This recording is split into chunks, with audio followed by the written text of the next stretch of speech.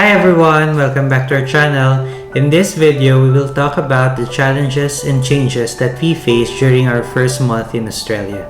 Going out of your comfort zone just as moving to a foreign country can be tough for the first few months, and the entire experience cannot be summarized into a list.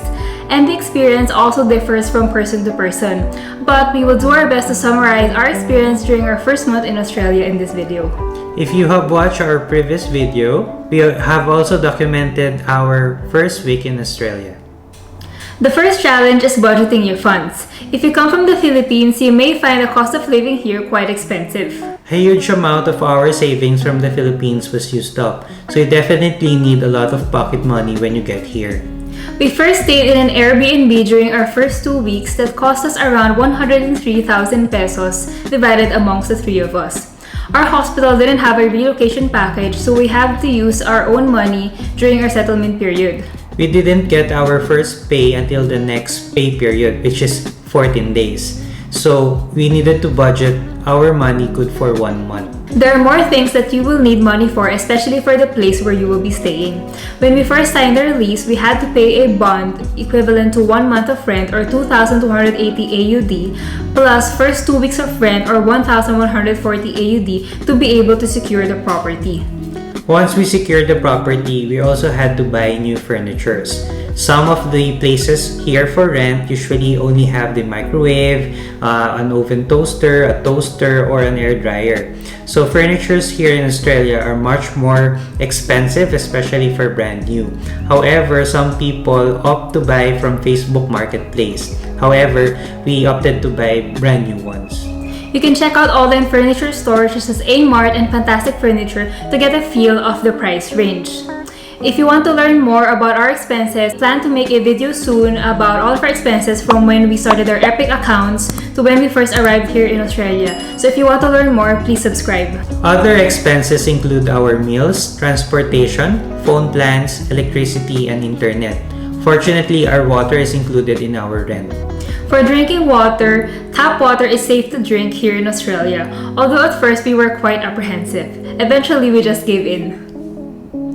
Speaking of our settlement period, we also had a hard time looking for a place to settle in. We had to find one soon as we will be starting the following week, and it's much more expensive to stay in an Airbnb. We needed to find a house that will work best for the three of us and one that is near the train station as we can be rostered to different hospitals. The process of finding and renting a house here in Australia is entirely different from what we expected. Here in Australia, you have to book an appointment with a real estate agent to be able to view the property. Then, if you are interested with the property, the real estate agent will provide you with a link to the application form. The application is the trickiest part because they will need a lot of documents. First is you need to prove that you can pay for the rent. So you will need to provide your work contract, bank statement, and recent pay slips. Second is you need to prove that you are a good tenant. So you will need to give them some character references from previous real estate agents, and they will ask for some personal information such as if you are a smoker or have a pet. They also need identity documents such as your Australian visa and passport. Then the real estate agent will shortlist all of the applicants and then present them to the homeowner for them to choose whom they prefer. This can be challenging, especially if there are lots of applicants. We were very blessed because during our second week in Australia, we applied to 3 properties and got accepted in all 3 of them. We chose the one nearest our hospital, which is also near the train station, and now we're really happy because our place is really convenient for us. Another reason why we needed a place to settle in as soon as possible is that we need an address for opening a bank account, for opening our Working with Children account, as well as for our tax file number. Fortunately, they allowed us to use our temporary Airbnb address, and then we just changed it as soon as we settled in. Moving on, transportation can also be challenging if you don't have a car yet in Australia and you live in the regional areas. We had to budget our funds, so we opted to commute for the meantime. Honestly, the transportation system here is really good, but sometimes it takes you a longer time to get where you're going because you had to wait for the next bus or train. And on the weekends, we noticed that there are less scheduled trains and buses. You can't even catch them if it's too late at night. So in general, the farther you are away from the metropolitan areas, the more that you will need a car. Traffic is light and tolerable, and fortunately, the buses here don't get crowded. Another thing about commuting is that you need to adjust the time you wake up in the morning. For us, for example, we wake up early and arrive to work early because if we catch the next bus, we would arrive really late.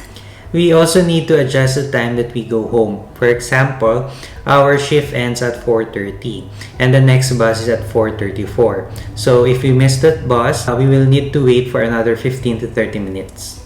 If you're just coming to Australia, make sure that you have data because you need it to check the schedules for the trains and buses.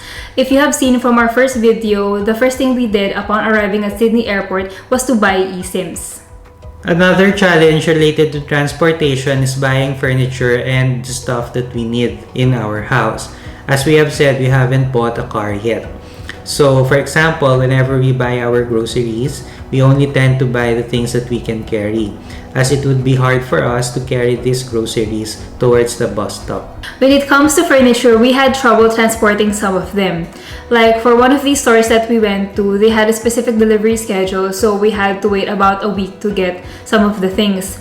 But for some of these things like we actually really need, such as a couch to sit on or beds to sleep on, and we had to get them ASAP, so we had to arrange transportation from another company to get them. At first, for lighter items such as desk, we used Uber.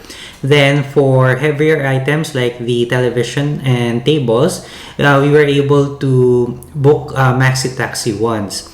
Then fortunately, we were able to discover a transport named the Little Green Truck that we use to transport large furniture like the couch and the tables.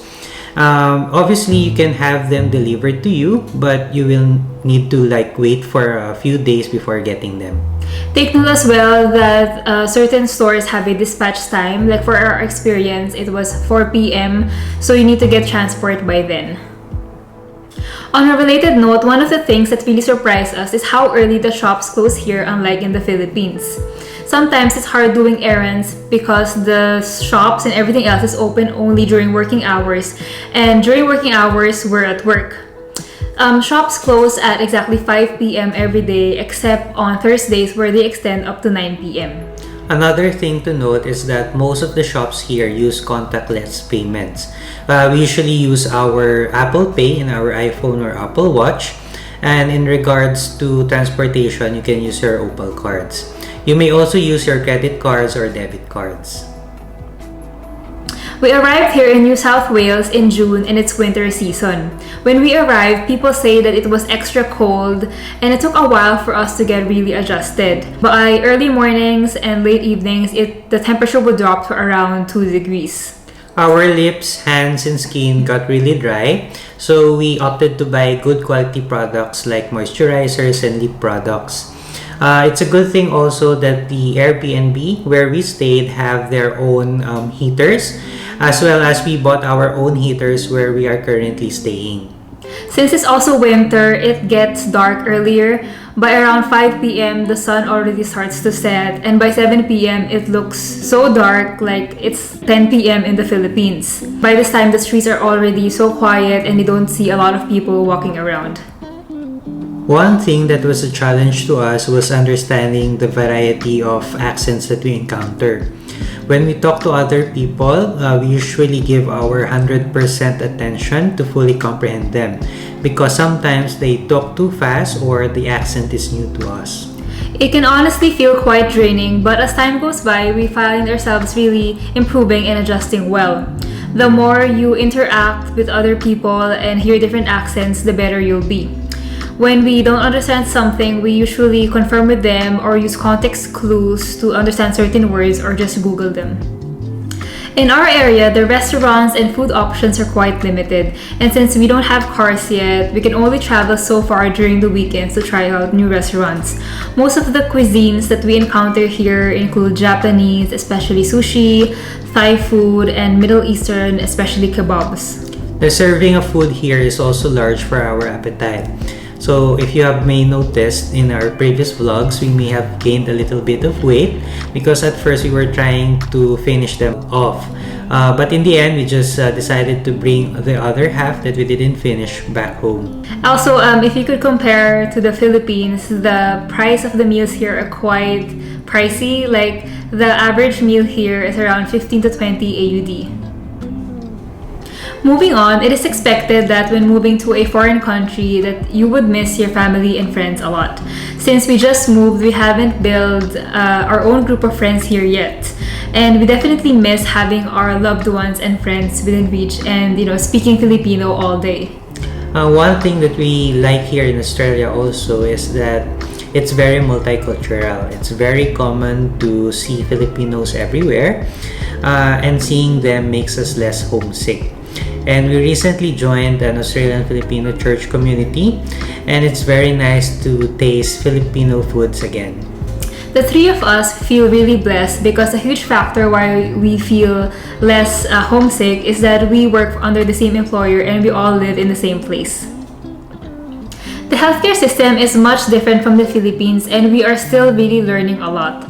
The huge difference is that they use electronic medical records here for almost everything, and this takes time getting used to. We only have been working for a little over 2 months, so there's still so much for us to learn. And every rotation is different.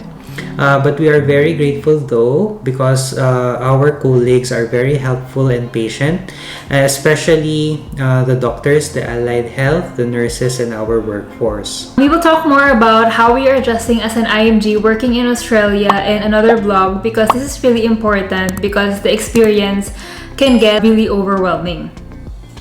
That's it everyone. Thank you for watching. If you're planning to move or work here in Australia, we hope you found this video helpful. We have recently been interviewed by Australia Moving Plan and you can read all about our interview in the link below. Catch us in our next vlog. Don't forget to like and subscribe. Bye!